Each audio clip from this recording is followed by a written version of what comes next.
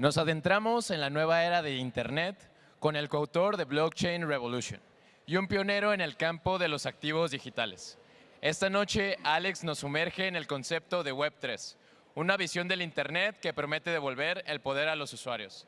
Prepárense para explorar cómo esta nueva fase del Internet podría remodelar nuestra sociedad y economía. Co-founder de Blockchain Research Institute. Recibamos con un fuerte aplauso a Alex Tapscott.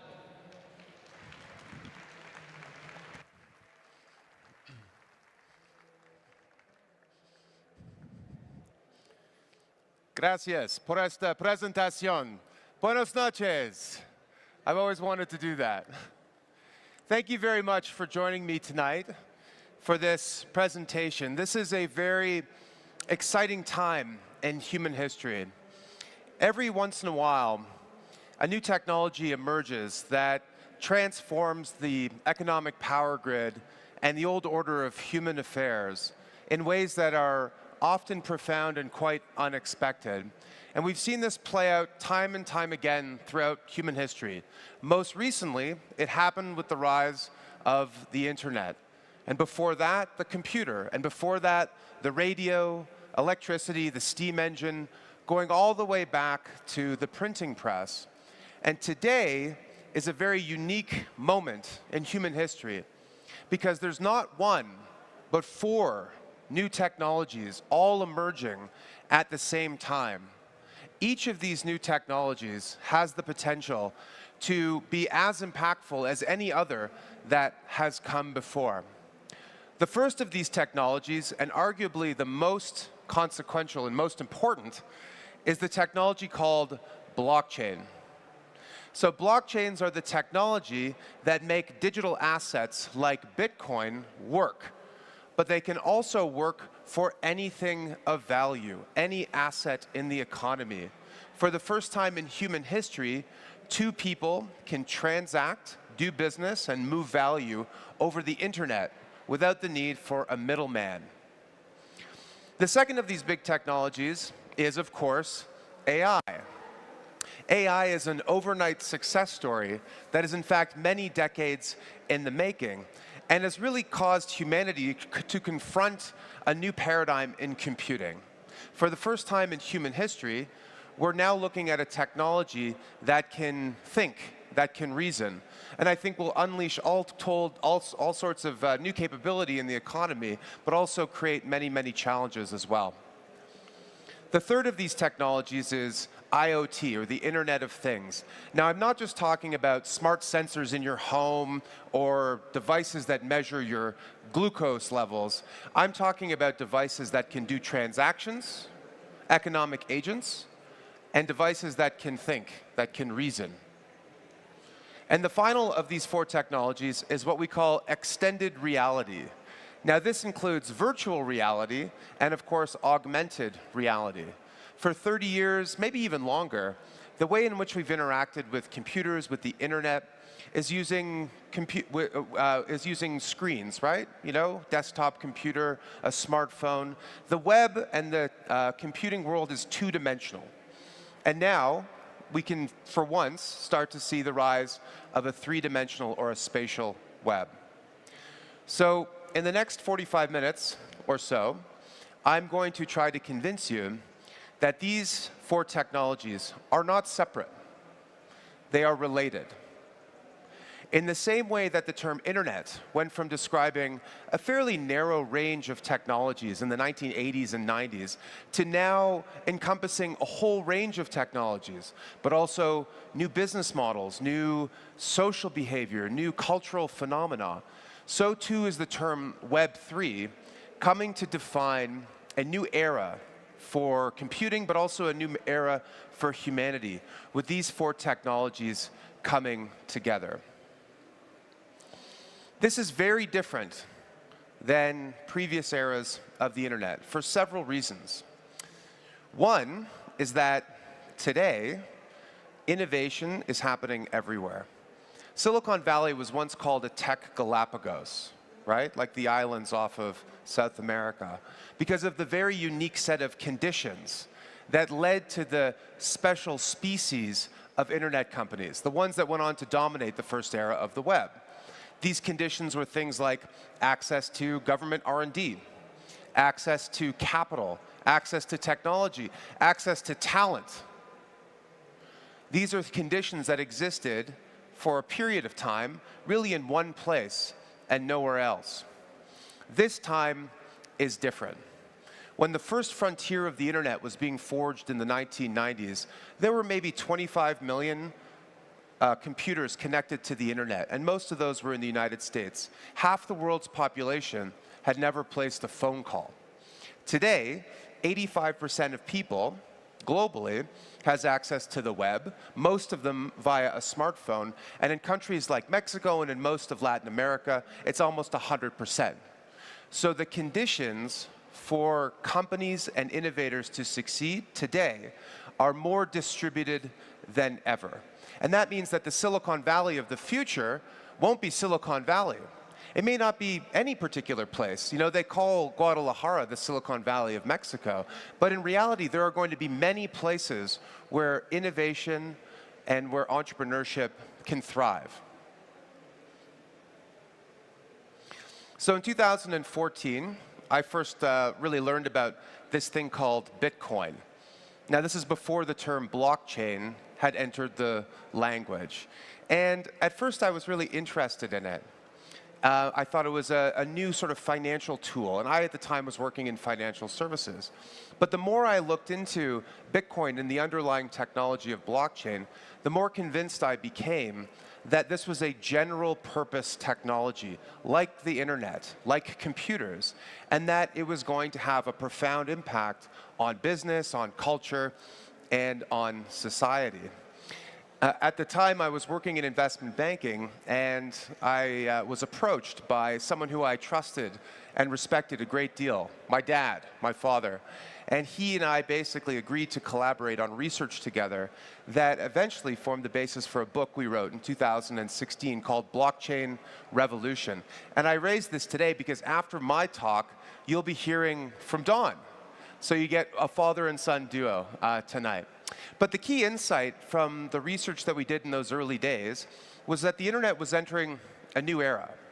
For 30 years, we've had an internet of information.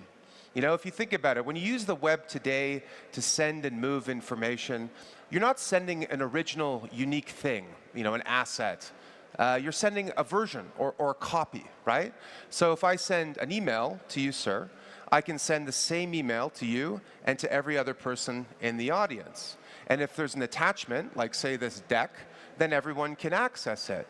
If I post something on Twitter, it's available for all to see. If I host a website, anyone can read what's on that website. So the internet is like a printing press for information, a digital printing press for information. And like the first printing press, it changed the world. But when it comes to things that have value, like say money, or I don't know, stocks, bonds, IP, other things that have value, being able to create copies of these things is actually not such a great idea. So instead of sending you an email, let's say I sent you 20 bucks, 200 pesos. It's important that when you get the pesos, you know I can't send the same pesos to this person next to you and to the person next to you and over again. Because if I can copy money the way that I can copy information, then the money becomes worthless. And that's true for any kind of asset in the economy, anything that requires scarcity to be valuable. Now, this is actually a computer science problem that smart people have been trying to figure out for a long time. It's called the double spend problem. Basically, how do you ensure that when you move something of value over the web, that there isn't still a copy, that there isn't still a digital trail of breadcrumbs? This is a very difficult problem, and a lot of very smart people have tried to solve it over the years. Mark Andreessen, who invented the web browser, said that the original sin of the internet was that there was not a transaction layer in the web, a way to use the web protocols to move value. Elon Musk, the predecessor company to PayPal, X.com, the original X.com, started as a digital money initiative Bill Gates, in his 1995 book, talked about the need for a fully digital form of money, a way to move value seamlessly over the web, in the same way that we can move information like this. But all of these smart people couldn't solve this problem. So as the web scaled in the 1990s and 2000s, we still had to rely on middlemen, intermediaries, third parties, companies like banks and credit card companies and brokerages and even governments, and increasingly a new species of organization, digital conglomerates, big companies that operated online, companies like Amazon, Apple, Google, and others. Now, these intermediaries perform an essential role in the economy, in the digital economy, as well as in the non-digital economy. They establish the identity of parties in a transaction.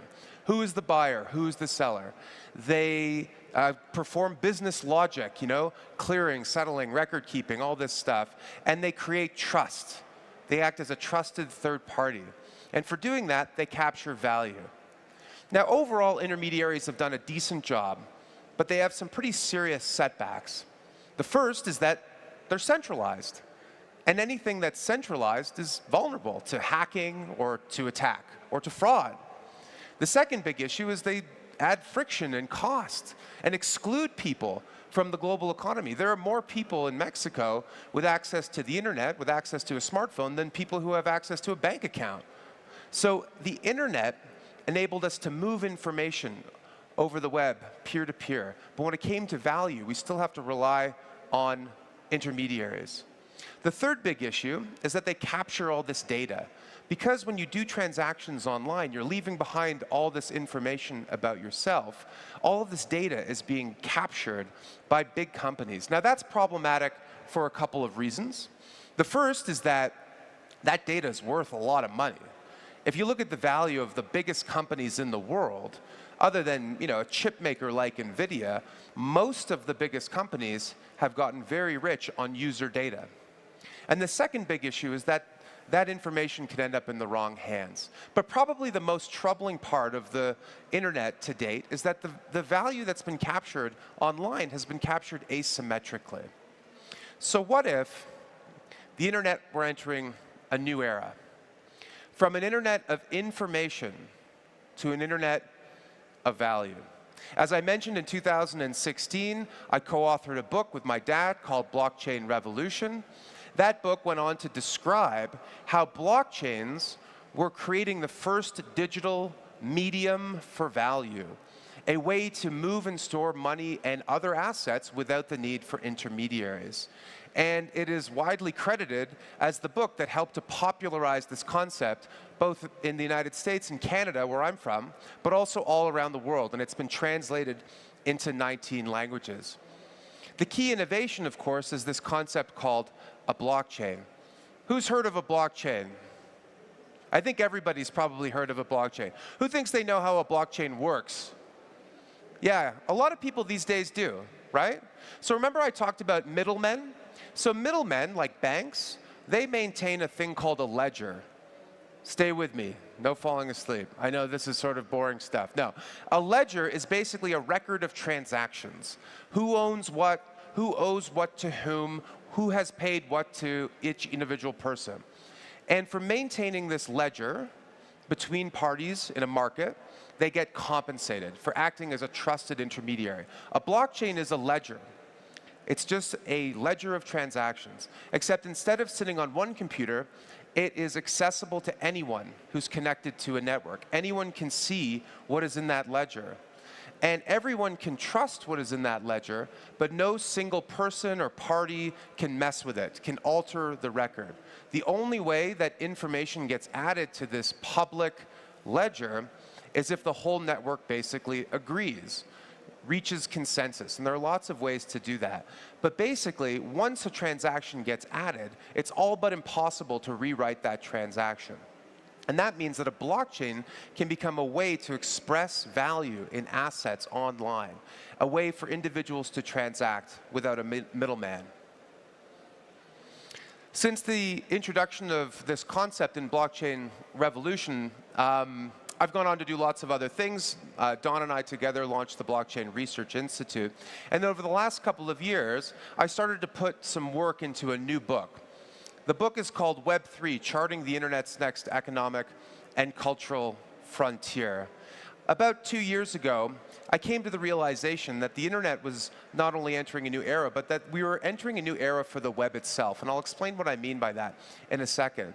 But there was a lot of mud on the windshield. You know, people think of blockchain, they think of crypto. And while tokens are an incredibly important innovation that I will describe in a moment, there was, in my view, a lot of disinformation, a lot of confusion about this topic. So I set it upon myself to write a book that I thought would be helpful in educating the market.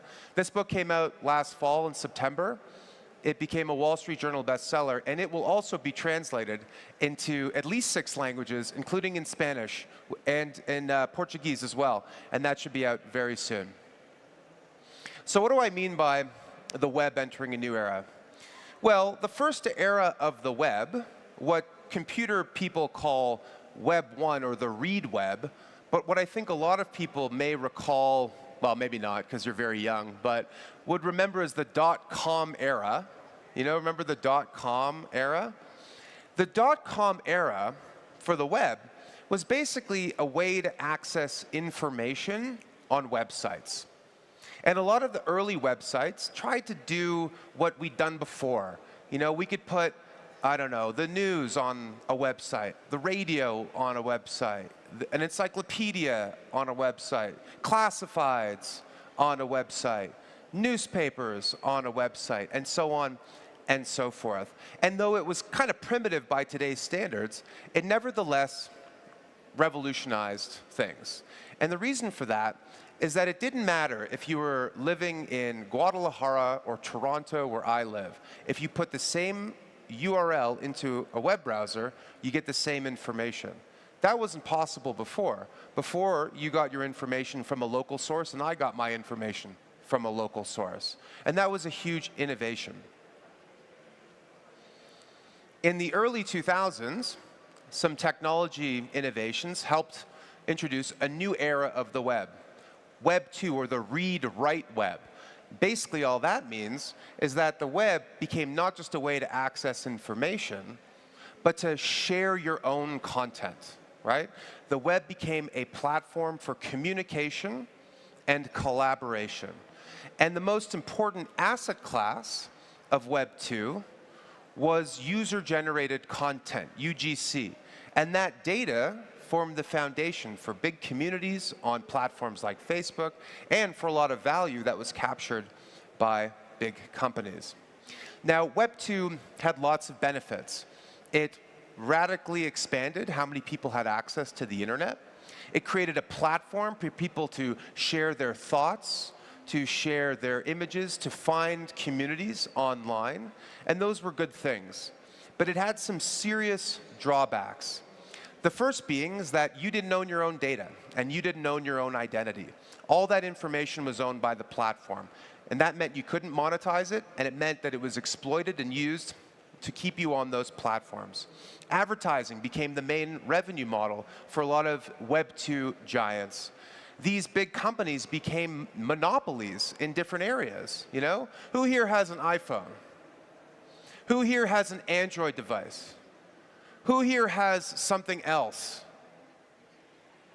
Oh, maybe there's the one person still on a Microsoft operating system. That's a duopoly. You know, monopoly, duopoly. 2 companies control an entire industry, right? Facebook and its related companies controls a lot of the social media activity, or has until relatively recently. So these natural monopolies kept people locked in to ecosystems, and also made it hard for other companies to innovate. And that's at the center of a lot of antitrust legislation and cases in the United States. So the problem with Web 2, with this Internet of Information, was that there was no way to express ownership. Ownership of our data, ownership of our identities, and ownership of the value that we can create online. So now the web, and with it the internet, are entering a new era known as Web 3. or the read-write-own web. So read, you can access information. Write, you can upload your own stuff. Own, we now have a way to express ownership of the asset class of the digital age, of digital assets, and I expect many more things as well. So ownership is the first part of Web3. And with ownership comes responsibility. In Web3, individuals can be owners of the internet services and applications that they use. That also gives them a say in how they're run. One of the big problems with Web2 was that the incentives of the platform were not aligned with the incentives of the user. And that misalignment worked against the user. If you're an owner of a network or application, then you can have a say in how that application is run. Because blockchains are a medium for value, most applications are just commercial in nature. They are based on the movement and storage of value, of assets. Someone asked me beforehand, a lot of the applications Web3 seem very financial, and I think that that's frankly an inevitability of this technology, that when you have a new medium for value, the first versions of the usage of that technology are going to be how we can use it to move and store assets. Maybe this is a technology for moving money, stocks, bonds, and other kinds of assets. But I think eventually it can be used for a lot more. And the final part of Web3, final principle, is this idea of identity, that internet users, by becoming owners, can also become owners of their digital selves. So in the book, I break it down in these 6 different levels, starting with the most sort of fundamental idea, the idea of an asset, and then going into bigger and bigger circles, all the way up to the concept of what this means for civilization and society. So let's start with assets. So a lot of people ask me, why are there so many cryptocurrencies? I get the idea that there should be one currency for the internet, right? So the web is a digital realm. Maybe we need a digital gold for the digital economy, or a digital dollar for the digital economy. And maybe, who knows, maybe Bitcoin will serve this function, they say. But why do we need thousands of other currencies? We have a system today in the world where Mexico has a peso, Canada has a dollar, the US has a dollar, and many other countries have their own currency. And that's a system that adds a lot of friction and a lot of cost. So why are we trying to recreate this, but with like thousands of them? And it's a great question. And the answer is simply that most digital assets are not trying to be currencies.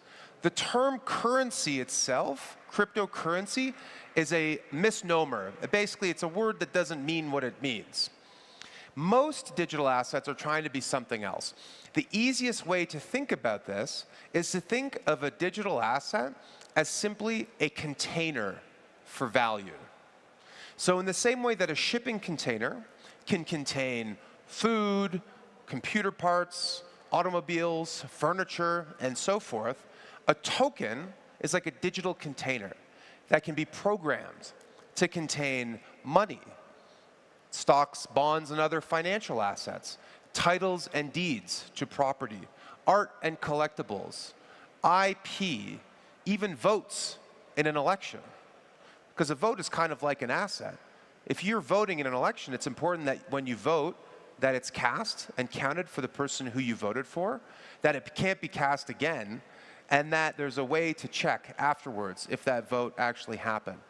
So anything that has value because it's scarce can be programmed into a token.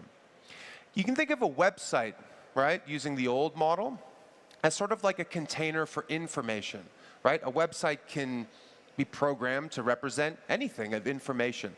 A token can be used to represent anything of value. So tokens are a pretty new concept. They've only existed since the introduction of blockchains in 2009 and 2010. But they actually form part of a much larger history, which is that assets are becoming more democratized over time. The world is a very unequal place, and there are haves and have-nots.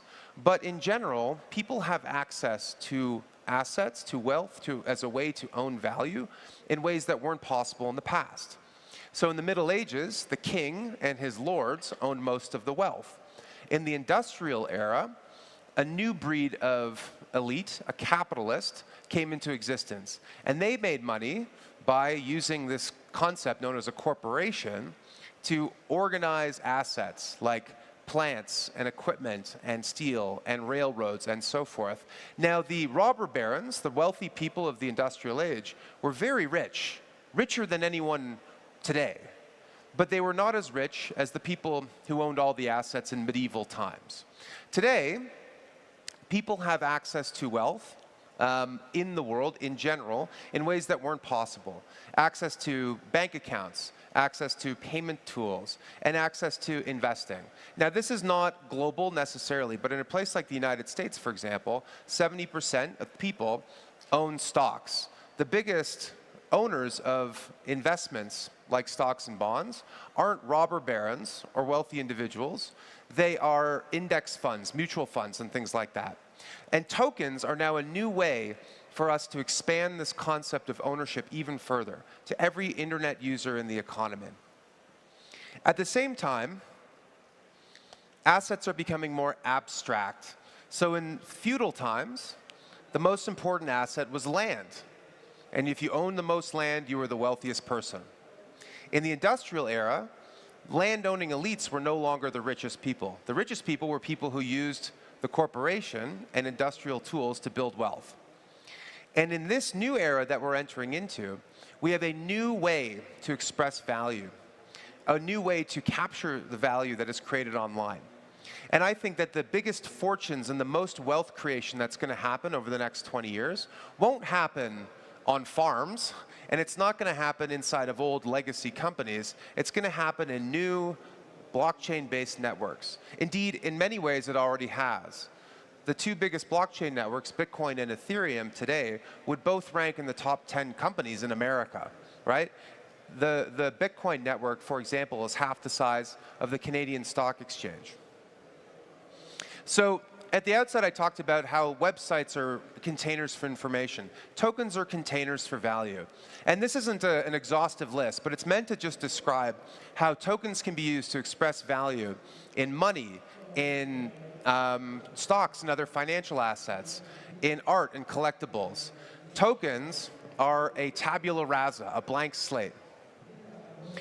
The second big transformation is to the individual. So in the old model, if you were an internet user, you created all this data, and all of that data was captured. It went to your government, to your bank, to the insurance company, to the social media company, and so on and so forth. And in exchange, you received access to some free services, right?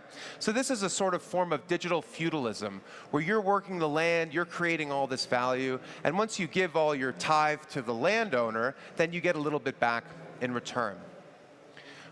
What Web3 introduces is a new concept, the idea of a self-sovereign identity, an identity that individuals can own and control.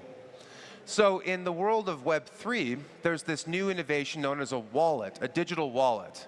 Who here has a wallet? That's a big number. That's great. So in the same way that your traditional wallet can contain money and credit cards and ways to pay for things, but can also contain your ID, credentials, ways to get into clubs or your hotel room, a digital wallet can be thought of as something similar. It can contain money and financial assets and things that have value, but it can also contain data and credentials and ways for you to access and unlock services on the internet. The difference is we now have a way to do that online. So the last 10 years was all about the rise of digital assets. But I think the next 10 years is going to be about the rise of digital assets, but also about the rise of digital personhood. The idea that we now have a way to express identity on the internet. The third transformation is to organizations. So this is a world-famous economist who passed away in the last few years, and his name is Ronald Coase. And Ronald Coase, in a series of very influential papers in the 1930s, a long time ago, asked this very deceptively simple question. And for answering this question, he won the Nobel Prize in economics. The question was, why do companies exist? Why do we have firms? You know, is it universal basic income for middle managers? Is it a way for consultants to, pay the bills?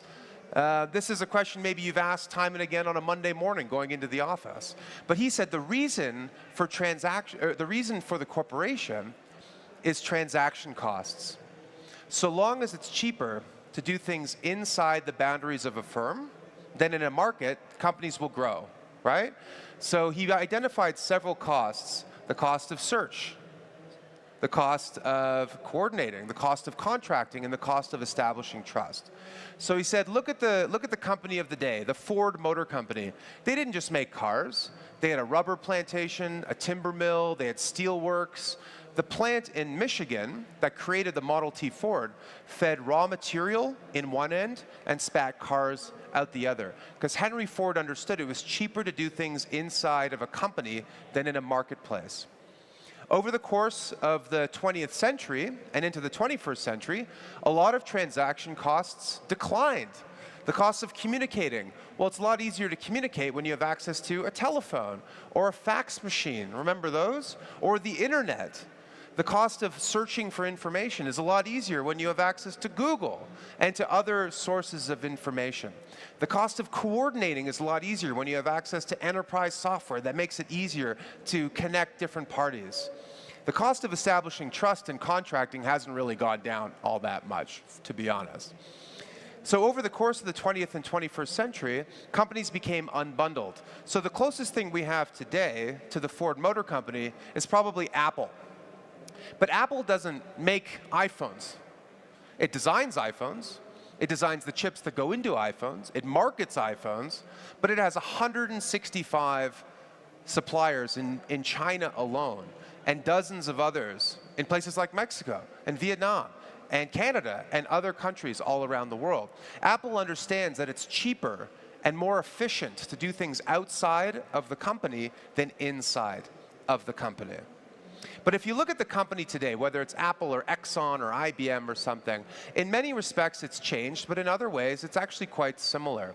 It's still vertically integrated. There's still a CEO. There's still a board of directors. It's still incorporated as a company in Delaware or someplace like this. It's still listed on a stock exchange. All of those things are the same, even though in some ways it's different. So what Web3 promises and what tokens promise is a new way to basically do business online, a new way to organize capability, using this thing called a DAO, a decentralized autonomous organization. Now, I think that the word DAO, like the word cryptocurrency, is just fundamentally the wrong way to describe this thing. The best way to think about a DAO is simply as a user-owned network that provides some service or product, a user-owned network. And this user-owned network can be decentralized. It can have open boundaries. It can be global. It can be sort of participatory. Anyone can be part of this thing. But it's not really autonomous. There are still people very much involved in, if not the management, then the operations and stewardship of these networks. But basically, think of it this way. If you were a software engineer or an entrepreneur, I think I see a lot of people that look like entrepreneurs in this room, and you wanted to launch a new global company or project from day zero, and you wanted it to be available anywhere in the world, and you wanted anyone, including your users, to be able to be owners of that network, how would you do it today? You could not do that today with a company. You'd have to have legal agreements in a dozen languages and hire lawyers in all these different countries. And it would be prohibitively expensive to do that. Uber actually tried to offer its drivers ownership. They said, hey, you've been driving for a long time. You've created a lot of value for this company. The more drivers there are, the more useful the platform. So maybe as a user and as a sort of power user, you should actually get paid in ownership. They couldn't do it. And the main reason was actually regulatory. In order to own private investments, you've got to be, in the US, a millionaire. And most Uber drivers weren't millionaires. But with token-based networks, anyone can participate in the ownership. And the more you participate, the more you own. So Web 1 and Web 2, we were internet users. In Web 3, we become internet owners. Let's talk about specific industries. This is a guy named Clay Christensen. And Mr. Christensen, well, he's someone who's had a lot of influence on my thinking around innovation and business and technology. And he said, basically, that one of the challenges of new technologies is that they create new markets that didn't exist before. And markets that do not exist cannot be analyzed, right? He said not only are the market opportunities unknown at the time the technology comes about, they're unknowable. They're impossible to know. So every time there's a new technology, everyone's trying to figure out how can this make us do what we do today better, more efficient. So AI. AI, what can AI do? Well, AI can replace everyone who works in call centers, because you just have a chatbot that does it instead of a person. And that will allow you to cut costs. That's what consultants are telling companies. Look at how much money you can save. When blockchains were first introduced, the discussion was, how can this reduce all these middlemen from transactions? Now we can move value peer-to-peer. That means we can cut settlement costs and transaction costs from stocks and bonds and other markets. What's interesting is that both of those things are true. It's possible that we see big changes because of AI and blockchain in those two areas. But probably the impact of this is going to be a lot weirder than that. In the first era of the web, it was, let's put newspapers on the internet. Let's put radio on the internet. But no one was thinking about social media or cloud computing or spatial computing or any of these other things. These things had to come later. We had to sort of unlock the early potential of the technology before we could see what it could really do. And a lot of times, technology is sort of wallowing in obscurity. AI is this thing that everyone's talking about as the new thing. We had an excellent talk earlier from an executive from NVIDIA. NVIDIA is they're like providing the picks and shovels to the AI gold rush, right? The equipment that you need to unlock value. But AI has actually been around for decades. It's only taken to this moment for it to really sort of reach its potential. The same is true for virtual reality and extended reality. These are technologies that have been around for a while, but maybe Apple's Vision Pro are going to help us really unlock the potential. This is true for blockchains. The first introduction to blockchains was Bitcoin. For years, Bitcoin had no value. It took, a brave enough person to pay for something with Bitcoin to unlock the value. And now, blockchains are shaking the windows and rattling the walls of finance and other industries, and even IoT. So this is the S-curve. And the S-curve basically says, in the early days, there's a lot of money and time going into developing new technologies. But there isn't that much growth. In the early days, it's just sort of trundling along. But then something happens, and it hits an inflection point, where every unit of time creates that much more value. And that goes on for a period where the growth is exponential. And then it flattens out. Every one of these technologies is at the steepening part of the S-curve, where the next few years are going to make the last few years look like kid stuff. So what industries can be impacted by these technologies? Well, one is financial services. This is a thing called a Rube Goldberg machine, which maybe doesn't translate to Spanish. But basically, it's this device that performs a bunch of steps, and in the end, it solves a simple problem, like it cracks an egg or closes a car door or something.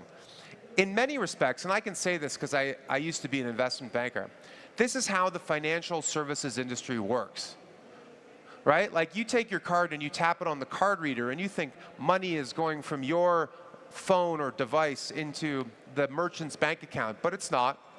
It's going through multiple different intermediaries, a credit card processor, a payments company, a risk check, foreign exchange, a bank on my side, a bank on their side. And in the end, it takes days or weeks to clear and settle and costs the merchant 1 to 10%. That's called the interchange fee. When you buy a stock on the stock market, you see it appear in your Robinhood account or your E-Trade account, or your discount brokerage. But actually, it's going through multiple steps, and it takes 3 days to settle. We talk about the market for cross-border payments, right? When was the last time anyone here sent a cross-border email? I mean, we do it all the time, but it's not like anyone's making money from it. Information flows like water over the web. But when it comes to assets and money, it's a $600 billion industry. So one of the solutions to these problems is this thing known as fintech, or financial technology.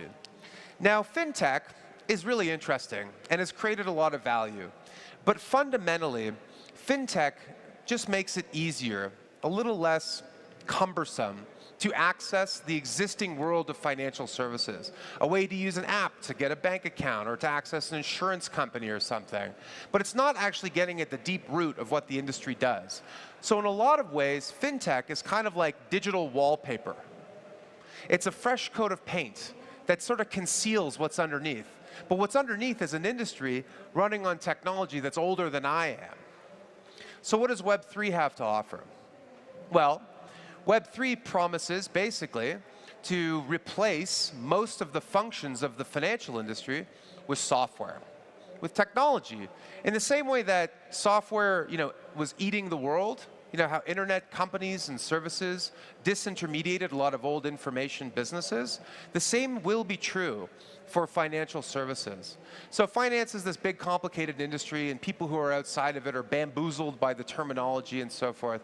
But fundamentally, the financial industry does 9 essential things in the economy. It gives us a way to store value, to move value, to access a loan, to fund new projects, to insure against risk, to trade and to transact, to organize financial information, to verify financial information, and to do identity. Each of these 9 functions, there are dozens of Web3 companies and projects trying to reimagine these things from the ground up.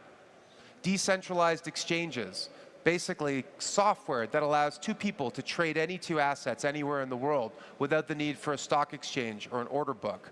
Lending projects that connect borrowers and lenders using software anywhere in the world.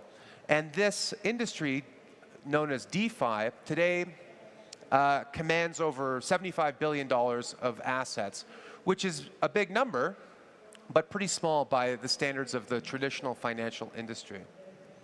Artificial intelligence, I mentioned, is an overnight success story, many decades in the making. This is a guy named Alan Turing, who famously helped the Allies beat the Nazis by cracking the Enigma device, and is widely credited as being really the father of modern computing. And he developed this thing called a Turing test. And the test was basically designed to figure out if a computer could fool a human being into basically thinking they were talking to another person. And that was supposed to be a sign of artificial generalized intelligence. And AI has had a lot of promising sort of fits and starts. In the 1960s, researchers in the United Kingdom, funded by the government, were saying in a decade or 2, all knowledge work in the economy would be replaced by AI. By the 1970s, this did not happen. And as a result, AI went through many summers and many winters. Incidentally, this image is not an image of Alan Turing. It's an image created by ChatGPT. And the text prompt was black and white photograph of Alan Turing holding an Enigma machine, faded slightly. Who thought this was a real photograph? Probably a lot of you.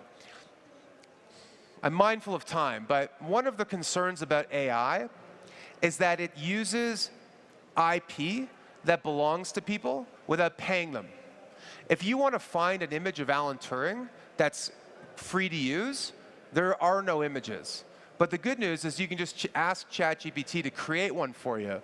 I don't know if the original creator or owner of the images that went into this got paid. Probably not. That's a problem with AI. So Web3 and AI. What's interesting to me about this is that at every stage of the technology stack, as they say, there's an opportunity for blockchain and AI to come together. So hardware. We're going to need all the computing power we can get our hands on in order to unlock the potential of AI. And we can use decentralized user-owned networks as a way to pool computing power to help to address that issue. That's an area known as decentralized computing. The models themselves. The only thing open about OpenAI is the name. There's nothing open about anything at OpenAI. It's a closed, traditional company that's jealously guarding its IP to create value for shareholders. Nothing wrong with that, by the way. I'm a capitalist like probably most people here. But if this technology holds the potential that people think, we're going to need a lot more community input. We're going to need a lot more governance. And now we have a toolkit to do that. The data today is siloed. But AI is not going to run on siloed data. It's going to run on decentralized data, owned by the people who create it. And the applications themselves. In financial services, it would be great if you had an AI financial advisor who could help you navigate the world of DeFi and basically act as your banker. That's now possible because of the combination of these technologies. Another industry that can be transformed by this combination of technologies is culture, art, film, TV, and so forth. Culture needs a new business model. And that's because the Web 1 and Web 2, have kind of broken the way creators used to get paid. Originally, they got paid by patrons, like the Medicis. Then, in the industrial era, they were able to sell units, images, paperbacks, CDs, records, to a mass audience and capture some of the value. In Web 1, the web was supposed to make it even better for creators. So you can cut out the record company and sell your content over the web. But that's not what happened. Because the web took things that were assets, things like CDs, music that people used to buy, and put it through the printing press of the internet over and over and over again until the value was basically zero. And so we ended up with a new group of intermediaries, streamers like Spotify, that sit in the center. And the upshot of all of this is creators get paid even less than they did before. So NFTs, non-fungible tokens, are one of the token types.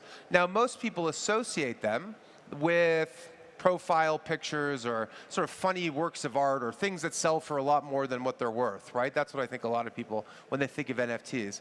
But an NFT is basically a unique digital asset that can contain ownership information about who created it.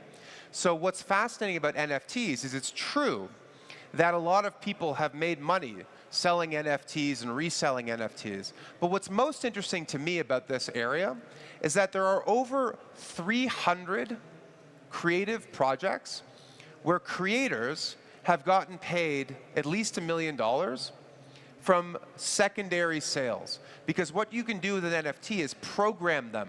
Like a token is a programmable container, and you can program them to pay the creator every time they're sold and resold in perpetuity. So if you're a visual artist today, and you make a painting and it sells for $100, and then someone resells it for $1 million, you don't see any of that upside. But we can program ownership rights into these assets. In the research for the book, I interviewed a kid named Sevi Aggregato, who, like many other kids, suffers from autism. His parents are middle-class people, professionals in the Philippines, and they were keen to put him into programming that would help him adapt to a life dealing with autism. And over time, they realized they could only afford one thing, and they basically asked Sevi what he wanted to do. And Sevi chose art. Now, initially, his parents were really proud of the work he was doing, and they were sharing it on Instagram and Facebook and other platforms.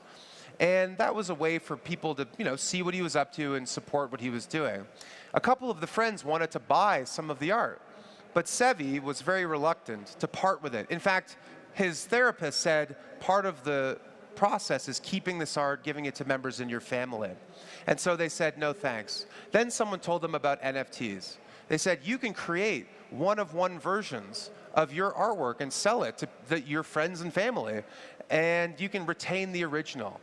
And so they thought, okay, well, what's an NFT? But sure, we'll give it a shot. And to their surprise, a couple of friends bought a piece of art or two for $100 or $200. End of story. Not quite. People in the art world caught on to this and started to see that there was this child artist with this great story, and they wanted to support him too. And all of a sudden, he was selling works of art to people living in the United States and Canada and all around the world. Fast forward a year, and Sevi's face is in Times Square on a 100-foot billboard at NFT NYC. So what's the lesson of the story? Well, the lesson is not that any child artist can get rich selling NFTs. The point is that creators anywhere in the world have just a new toolkit that they can reach into and use as a way to connect with fans. These are really interesting ideas that you'll have to buy my book in order to understand better. Because I really want to get to the last couple of things. So, accessing the web. Web 1, websites on computers. Web 2, apps on smartphones. Web 3, wallets, and who knows? There's a theory that every 20 years or so, the way we access computing changes. You know, we get a new interface. And it's been almost 20 years since the first iPhone. Hard to believe. 2007, 17 years ago. So maybe the new way which we access computing and the internet is using wearable technology. And that leads to this discussion of the so-called metaverse. So I don't know, everyone's got their own definition for the metaverse. I think most people, when they think of the metaverse, they think of an immersive, virtual space where you go to be entertained, to play games, to socialize, you know, to have experiences, basically. But when they think of who's creating this metaverse, most of the time it's, well, Facebook and Apple and Microsoft and, you know, these big companies are investing a lot of money in these technologies. And you know what? If you go into a virtual world and you have no privacy and all your data belongs to the platform and any asset you buy or earn you can't take with you, and at any point in time a company can just sort of change the rules, that's not some new human, you know, frontier. That's just virtual Disneyland. And Disneyland's fun. Nothing wrong with Disneyland. But it's not, I think, fulfilling the promise of sort of a new era of computing. The good news is we can create a Web3 version of the metaverse. Another image created by ChatGPT. Thank you, ChatGPT. And we can do that by encoding rights into the metaverse itself. A reasonable right to privacy. That exists out here in the real world. It should exist online. Property rights, a way to express ownership, and the ability to transact freely. If you own something and you want to sell it to someone, you should be able to do that. If you want to take something with you, you should be able to do that. The final topic here is what I grandiosely call civilization. So Thomas Friedman wrote this book called The World is Flat. Does everyone know that book, The World is Flat, or heard that expression? And basically the idea of this was that the spread of technology and globalization and capitalism was making the world a more equal playing field. It was creating more opportunities for people and businesses, regardless of where they were. Now, I always viewed that as more of a promise than a reality. And as I mentioned in my remarks, the world is still a very unequal place. But if it's true that technology makes the world flatter, then I think Web3 is going to be a steamroller. It is going to flatten the world in ways in which we haven't really anticipated. If Web 1 democratized access to information, and Web 2 democratized access to publishing, Web 3 democratizes access to not only ownership, but to a new toolkit that allows us to move and store value, to earn money in ways that were never possible before. There are many reasons why Web3, I think, could be in a profound and important period, why we're entering a new era. But there are many reasons why it might not reach its potential. Indeed, we've seen this time and again, how technology has a dark side. Please stick around for Don's remarks as he addresses both the positive and the negative more fully than I have in mind. But there are many reasons why, this technology might not reach its potential. Criminals will use it. Governments will stifle it. Big companies that it seeks to disrupt will co-opt it. Technologies like blockchain and AI will disintermediate people from the workforce. They will exacerbate wealth inequality. They will create other societal ills that are just not worth the cost. We have to ask ourselves, are these reasons that technology is a bad idea, or are they implementation challenges to be overcome? And maybe we need a new social contract for the digital age. Stay tuned. That's a teaser for the next talk. So my book is called Web3, Charting the Internet's Next Economic and Cultural Frontier. And I chose the word frontier after some pretty serious thought. Some frontiers are for experts only. They require vast amounts of capital or superhuman strength, climbing Mount Everest, venturing to the moon or to Mars. And every frontier has its fair share of risks and rewards. Frontiers attract the brightest minds, the most savvy entrepreneurs, and the most fearless adventurers. But they also attract their fair share of crooks, horse thieves, and other ne'er-do-wells.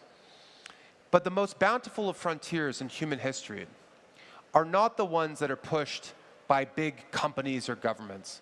They're pushed by everyday people, or at least those sort of driven by circumstances or by some opportunity to pick up and hit the old dusty trail, as we say. But even the hardiest frontiers person requires a guide. And with some humility, I hope that my book proves to be a useful one. As I mentioned in the opening remarks, the Silicon Valley of the future will not be a place, or won't be one place. And leadership is not going to come from the top. It can come from everywhere. And that makes this, I think, the most exciting time in human history. And we are all in it together. Now, you've self-selected by joining me today for this presentation. Whether you know it or not, you're already a leader. And I ask that this not be the end of your journey, but the beginning. Thank you very much.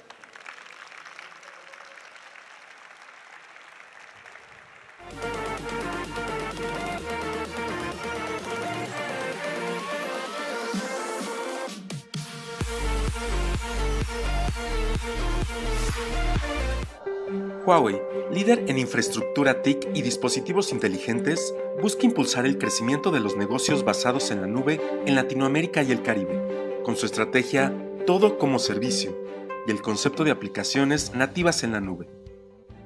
Cloud Native es un modelo dinámico en metodología ágil en y para nube, centrada en automatización de tareas, microservicios y otras herramientas. En América Latina, Huawei Cloud tiene presencia de norte a sur con 3 regiones, en México, Chile y Brasil, y zonas locales en Argentina y Perú.